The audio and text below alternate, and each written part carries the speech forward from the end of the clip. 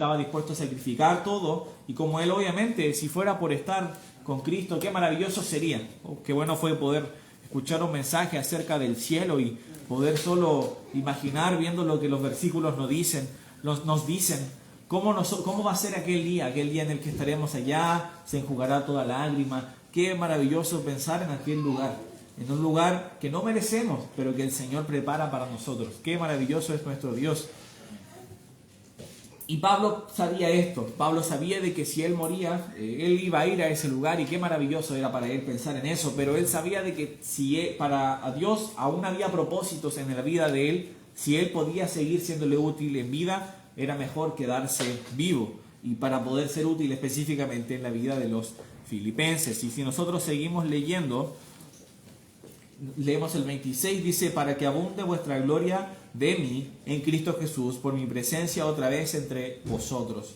Entonces él nuevamente hablaba de poder ser utilizado y que Cristo sea glorificado por esto en la presencia de ellos. Él quería ser útil en las manos de Dios. Y aquí luego les deja una instrucción a los filipenses, de la cual nosotros también podemos agarrar y extraer verdades para el día de hoy. Dice en el versículo 27: solamente que os comportéis como es digno del evangelio de Cristo, para que o sea que vaya a veros, o que esté ausente, oiga de vosotros que estáis firmes en un mismo espíritu, combatiendo unánimes por la fe del evangelio.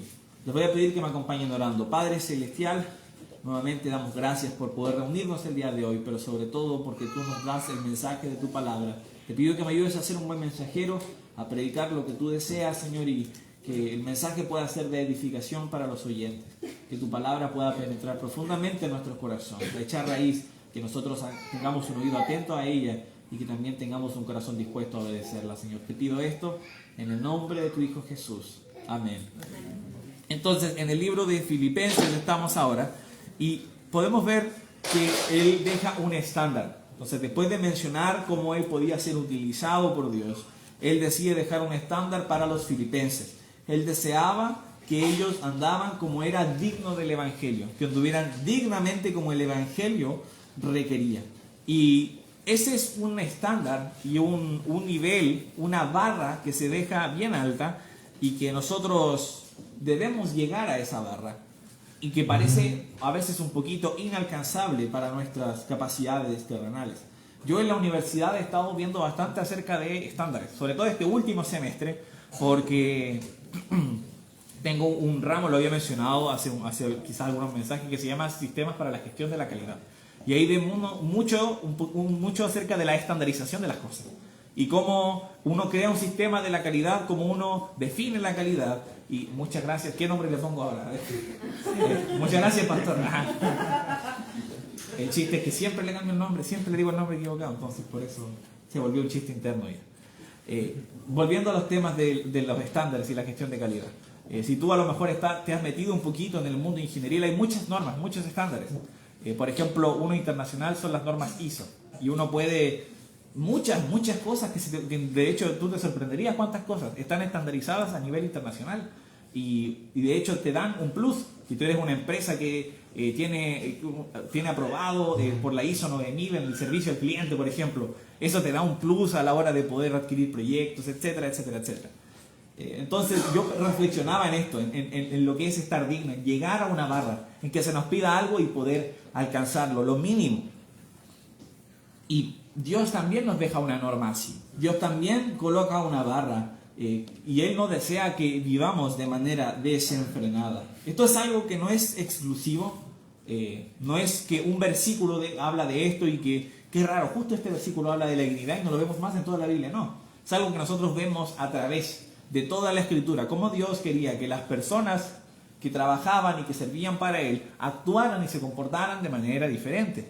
Puedes ver eso en el Antiguo Testamento. Parte de la ley que Dios había dado a los israelitas era que ellos se apartaran de otros pueblos para que fueran diferentes. Y ese era uno de los problemas con la idolatría, o incluso con el casarse con mujeres de otras naciones, que sus hijos tomaran de las hijas de los pueblos paganos. No era que Dios dijera, no, ellos me caen mal, simplemente no. Eran pueblos que tenían malas enseñanzas y que iban a influenciar, y Él quería que fueran un pueblo diferente, que llegara a un estándar diferente. Entonces Dios también requiere eso de nosotros. Por ejemplo, no tienes que buscarlo, pero en Efesios, en el capítulo 4 y en el versículo 1, dice: yo pues preso en el Señor os ruego que andéis como es digno de la vocación con que fuisteis llamados. Entonces, nuevamente, nosotros hemos sido salvados por la gracia de Dios. Si tú has tomado la decisión de creer en Jesús, si tú entiendes, wow, Jesús murió por mis pecados. Justo esta semana estaba en el colegio Lion College y terminó un devocional y se me acercó un joven y me preguntó, me dijo, mister, porque se me dice mister, ¿Jesús ha pecado? Y dije, buena pregunta, Jesús no ha pecado. Y le expliqué de que es importante saber que Jesús no pecó, porque tú y yo sí hemos pecado. Y hay una paga por ese pecado, que es la muerte.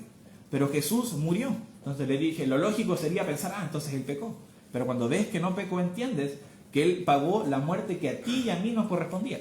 Esa muerte era nuestra muerte. Él pagó ese precio en esa cruz. Y Él venció la muerte resucitando. Y fue muy bonito porque Él hizo como que haberlo entendido, como que le hacía mucho sentido. Era bien lógico. Entonces nosotros entendemos eso. Y una vez nosotros creemos en Jesús, Dios quiere que andemos y actuemos de una manera diferente. No debemos conformarnos con un estilo de vida mixto. Es decir, que yo tomo la decisión y digo, yo creo en Jesús y Él es mi Señor y yo he tomado mi decisión, yo creí que Él murió por mí en la cruz y que fue sepultado y resucitó, pero después mi vida no lo refleja. No es algo que el Señor desee de nosotros. Pablo hablaba de andar en una cierta dignidad, es decir, en algo mínimo que Él esperaba de nosotros, que la gente viera y dijera, wow, Él realmente está actuando como corresponde. Y como les mencionaba, los estándares nosotros los vemos en muchas áreas.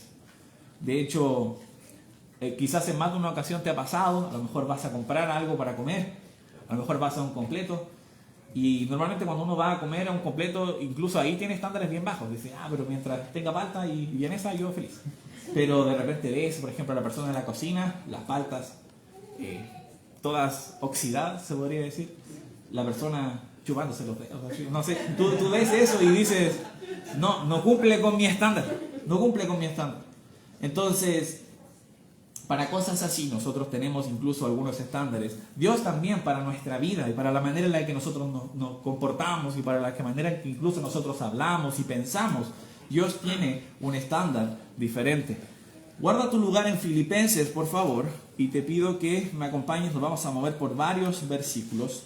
Me acompañes a Romanos capítulo 6, porque es una pregunta muy válida. Una vez me tocó predicar acerca de la salvación, un mensaje evangelístico, y justo cerca de mí había una persona que creía que la salvación se perdía.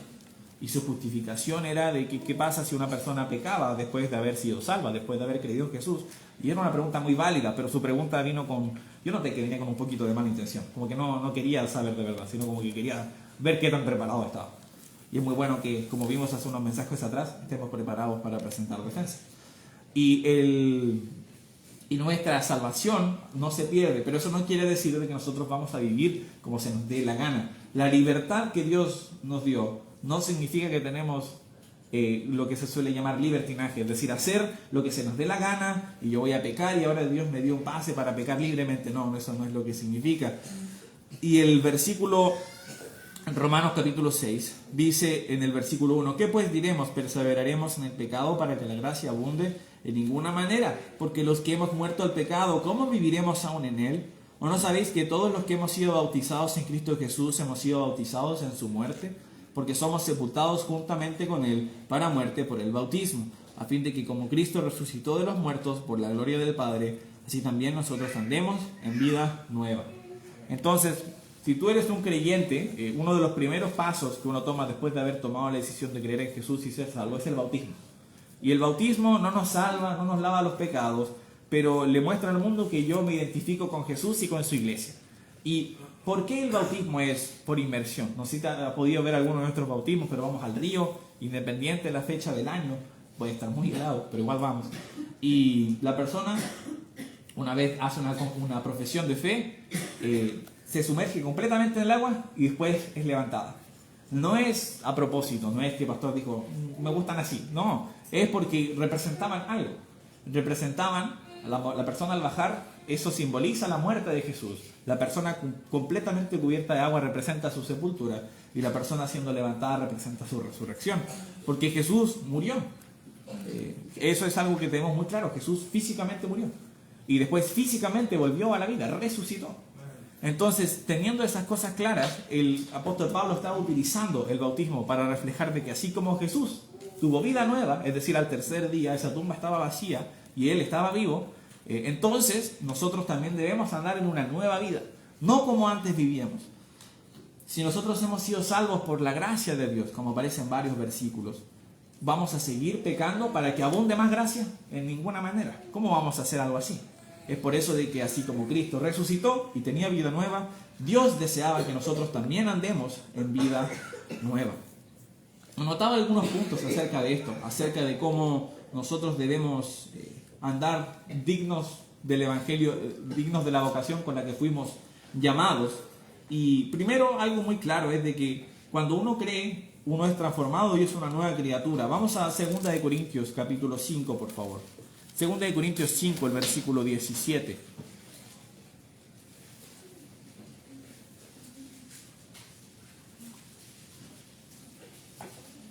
Está muy heladita, gracias. 2 de Corintios 5, 17 dice: de modo que si alguno está en Cristo, nueva criatura es. Las cosas viejas pasaron, y aquí todas son hechas nuevas. Esto está muy relacionado con entender de que antes de conocer a Jesús, antes de haber tomado esa decisión y de ser salvos, de ser sus hijos, éramos esclavos del pecado.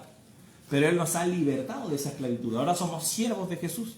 Ahora podemos voluntariamente elegir obedecerle y no tener que pecar. Entonces, las cosas viejas pasaron. Y es por eso de que tú puedes ver a muchas personas cuyas vidas son completamente transformadas. Personas que creen en Jesús y realmente tú escuchas, esta persona empezó a ir a la iglesia y dice que creyó en Jesús, lo ves 2 años después y dices, ¿qué te pasó? Está totalmente diferente, totalmente cambiado. Dejaste los vicios, tu lenguaje cambió, tu manera de vestir cambió. Muchas cosas cambiaron. ¿Qué te sucedió? Es porque ahora es una nueva criatura.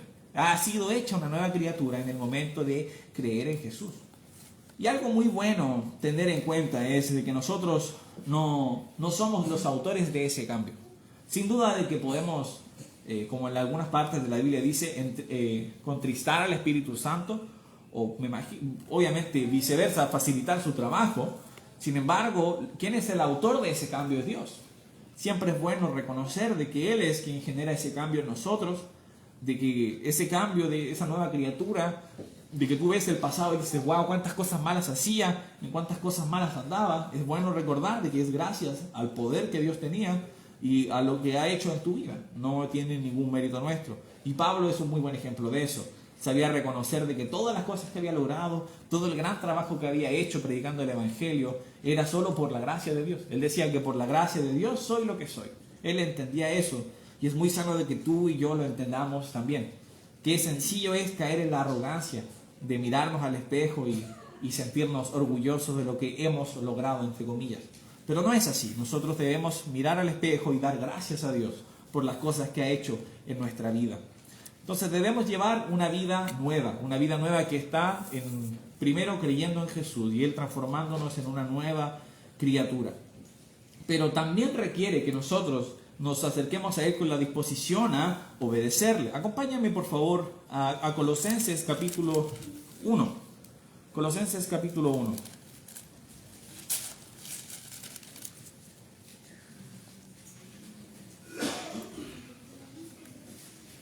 Nuevamente encontramos esta frase en el versículo 10. Para que andéis como es digno del Señor, agradándole en todo, llevando fruto en toda buena obra y creciendo en el conocimiento de Dios. Entonces, Dios no solo requiere que nosotros pensemos de manera positiva simplemente, sino de que actuemos. Él dice que, como decía el versículo, andemos como es digno del Señor, pero dice agradándole en todo, llevando fruto en toda buena obra. Él desea que nosotros activamente le mostremos a Él y al mundo de que hemos sido personas transformadas. Y hay algo muy importante en este versículo, dice creciendo en el conocimiento de Dios. Tú te puedes preguntar, ¿cómo puedo hacer yo lo que a Dios le agrada? ¿Cómo puedo yo evitar hacer lo que a Dios le desagrada? Tienes que conocerle, tienes que saber quién es Él, tienes que saber qué es lo que a Él le agrada y le desagrada, cuáles son sus mandamientos. Es uno de los muchos problemas que tuvo Israel en el pasado. Hay un versículo, no lo tienen que buscar, pero en Oseas, en el capítulo 4 y el versículo 6, menciona de que ellos por falta de conocimiento había pecado el pueblo, y dice que olvidaron su ley. Ellos se habían olvidado de los preceptos que Dios les había mandado, que por cierto, cuando tú los lees, parte de las instrucciones que Dios deja es de que ellos lo peguen en sus puertas, de que ellos lo traspasen a sus hijos y los enseñan a los hijos de los hijos. Dios sabía que nosotros tenemos una memoria muy corta y de que somos muy propensos a olvidar, a pasar por alto los mandamientos de Dios, a ignorar las cosas que Dios ha hecho en nuestra vida. Y Él por eso dice que nosotros debemos buscar activamente, obviamente honrarle, como decía el versículo 10, llevando fruto de toda buena obra y crecer en el conocimiento de Dios. Yo quiero saber quién es Él, quiero saber qué es lo que quiere para mi vida, quiero saber cómo es su carácter, quiero conocerlo, y así yo voy a poder saber efectivamente qué es lo que Dios quiere, qué es lo que Dios no quiere. Cuando yo voy a tomar una decisión, voy a tener en el centro de mi corazón a Dios, y voy a poder decir, ok, esto es algo que se alinea con lo que Dios dice, con sus preceptos y sus mandamientos, o no, esto es algo que totalmente se desvía de sus mandamientos, no puedo tomar esta decisión. Es muy bueno de que nosotros podamos estar conociéndole de manera personal. Dice el versículo 11, fortalecidos con todo poder, conforme a la potencia de su gloria, para toda paciencia y longanimidad. Nuevamente, cada vez que tú te enfrentas a estas luchas, es bueno saber de que no estamos solos. El Señor nos ha dejado su Santo Espíritu morando en nosotros, y eso lo hace mucho más sencillo. El poder conocerle y el tomar decisiones que le agradan va a ser más sencillo si tú eres capaz de poder discernir los impulsos del Espíritu Santo y obrar de acuerdo con ellos. La labor de predicar el Evangelio, porque volviendo a Filipenses, si nosotros hemos estado leyendo por semanas versículos y versículos, pero el texto está hablando de cómo Pablo, a pesar de las dificultades, se gloriaba de la predicación de Cristo. Y cómo para él Cristo lo era todo, y que Cristo sea predicado era su misión número uno. Era para él su único y principal objetivo. Y de eso está hablando el capítulo completo. Entonces, cuando nosotros leemos esta frase en el 27 que habíamos leído, que solamente os comportéis como es digno del Evangelio de Cristo, para que sea, o sea que vaya a veros o que esté ausente, oiga de vosotros que estáis firmes en el mismo espíritu, combatiendo unánimes. ¿Combatiendo qué? ¿O en qué combate? ¿En qué batalla? Es el trabajo de poder ganar a otros a Cristo. Ese era el contexto del capítulo. Entonces, entendiendo esto de que nosotros debemos andar dignamente, nosotros nos damos cuenta de que era importante para Pablo que los creyentes tuvieran un buen testimonio a la hora de predicar el Evangelio. Acompáñame a Mateo, por favor, capítulo 5. Mateo capítulo 5.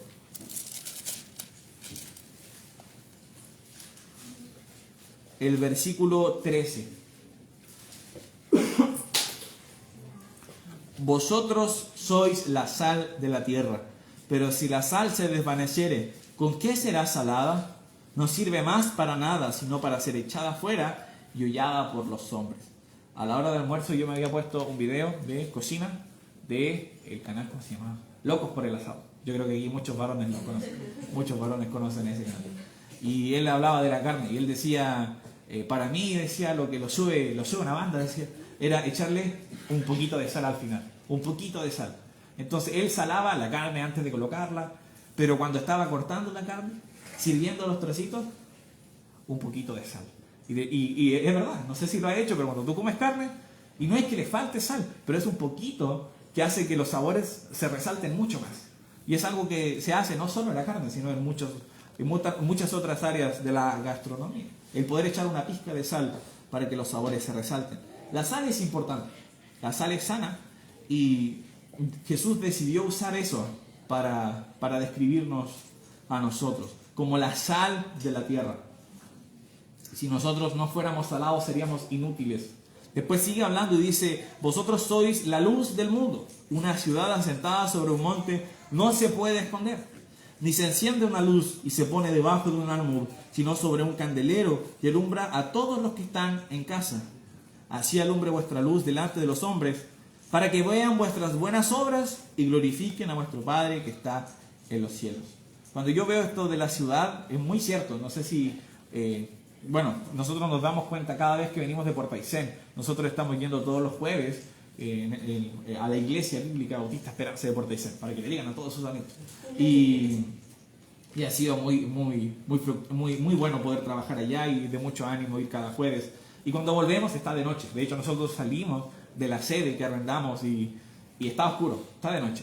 Y cuando volvemos, estamos pasando por el Mirador Marchán, se ve todo Guayaquil y se ve brillante y a veces cuando no está despejado, y yo vengo solo, cuando vengo solo yo me paro y miro Guayaquil y es bonito, me gusta poder ver la ciudad. Y pensar en esto, ninguna ciudad asentada sobre un monte se puede esconder. Incluso en la época de Jesús, que quizás no tenían nuestras luces LED y nuestros faros, las luces de las velas y de todas esas cosas eran capaces de verse aún en los montes. La gente era capaz de reconocer esas cosas. Y después en el 15 dice, ni se enciende una luz y se pone debajo de un almud, sino sobre un candelero. Está diciendo algo lógico. Nadie enciende una luz, una ampolleta para cubrirle que nadie la vea. No tiene ningún sentido. La luz se coloca para que todos la puedan ver y pueda iluminar. Y es muy importante la luz. Lo pensaba también esta semana. Pienso en ejemplos que me vienen a la mente. No es muy divertido quizás para algunos, pero un pequeño, ¿cómo se podría decir? Un pequeño tipo de videos que me han estado gustando ahora son personas que se meten a cuevas. Y es de verdad cuevas así como apretadísimas, como que apenas entran. Y es algo fundamental la luz. Porque a veces se meten a 300, 400, 500 metros bajo tierra, donde no hay ningún tipo de luz solar. Entonces ellos necesitan tener linternas, hermananías así, ¿no? Tener linternas, cascos, etc. Y lo fundamental de la luz es que nos muestra hacia dónde tenemos que ir. Y Jesús estaba diciendo, ustedes son la luz del mundo. Entendiendo de que también Jesús dijo, yo soy la luz del mundo. Y me hace pensar en la luna, cómo refleja la luz del sol. Nosotros tenemos que reflejar la luz de Cristo a través de ¿qué? De nuestras buenas obras. Dice el versículo 16, para que vean vuestras buenas obras y glorifiquen a vuestro Padre que está en los cielos.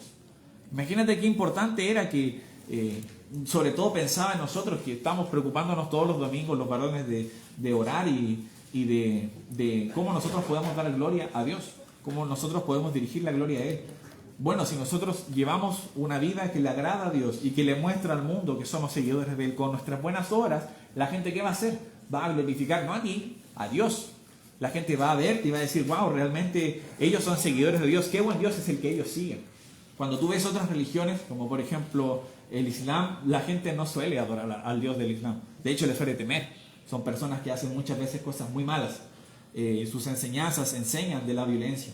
Y incluso cuando a lo mejor ellos te pueden decir, no, pero mira, justo en el Corán, en esta parte, te dice que de la paz. Después tú ves la vida de Mahoma y era una persona terrible. Entonces, pero nosotros vemos la vida de Jesús, las enseñanzas de Jesús, que Él realmente era un pacificador. Y después nosotros le imitamos y la gente va a decir, Él realmente sigue a Jesús y le va a dar gloria a Él. Pablo entendía la importancia del testimonio y él requería que los filipenses, que estaban en una misión muy importante de hacer conocido el nombre de Jesús, independiente si Él estaba presente o ausente, tenían que andar dignamente para que los demás les vieran y pudieran reconocer esas buenas obras y que ellos no solo les enseñaran con la boca, sino también con sus acciones. Acompáñame a Tito, por favor, al capítulo 2. Tito, capítulo 2.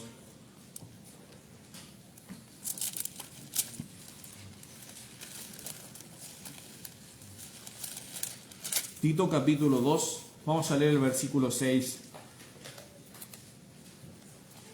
Dice, exhorta a sí mismo a los jóvenes a que sean prudentes, presentándote tú en todo como ejemplo de buenas obras, en la enseñanza mostrando integridad, seriedad, palabra sana e irreprochable, de modo que el adversario se avergüence y no tenga nada malo que decir de vosotros. Que lo único malo de nosotros que puedan decir es que no, eres demasiado cristiano. Lo único malo que pueden, no, eres un fanático.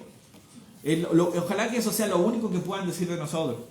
Ahora, si tú eres como yo, probablemente la gente tiene muchas más cosas que decir de nosotros, no solo eso.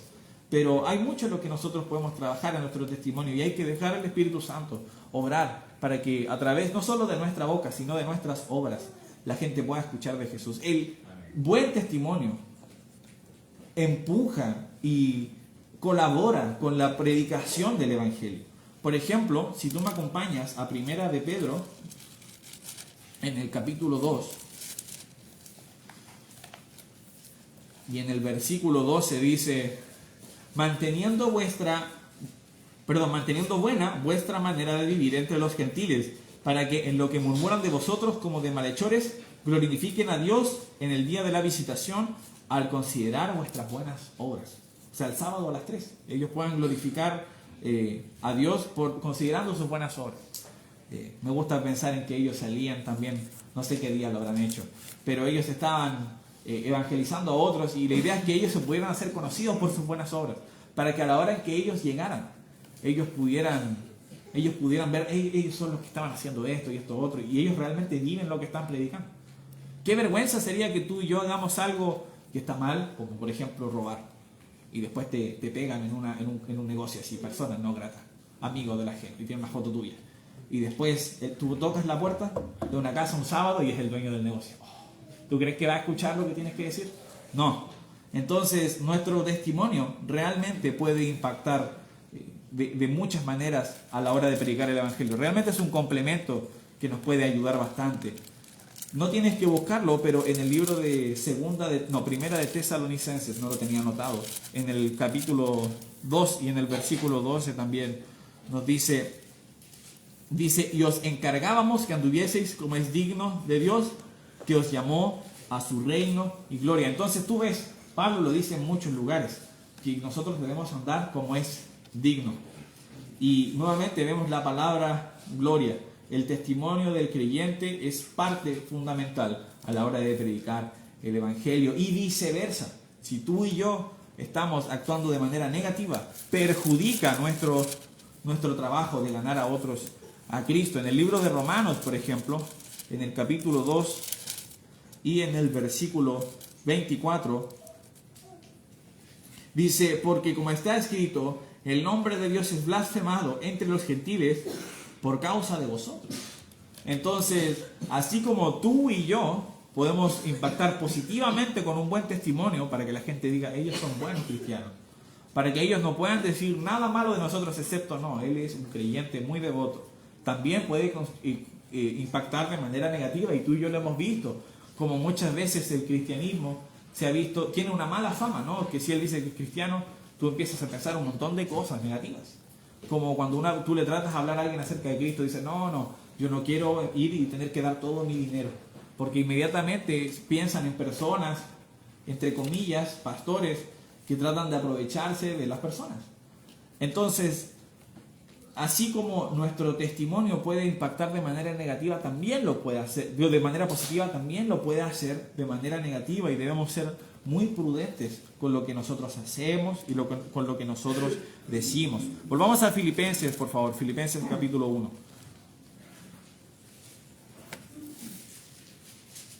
Filipenses 1. El versículo seguía en el 27, diciendo que oiga de vosotros que estáis firmes. Bueno, quiero leer lo anterior. Dice que vaya a veros, que vaya a veros o que esté ausente, oiga de vosotros que estáis firmes en un mismo espíritu, combatiendo unánimes por la fe del Evangelio. Es muy importante de que este trabajo de predicar el Evangelio no dependa de una persona. No, él estaba diciendo, no importa si yo voy o no importa si yo no voy.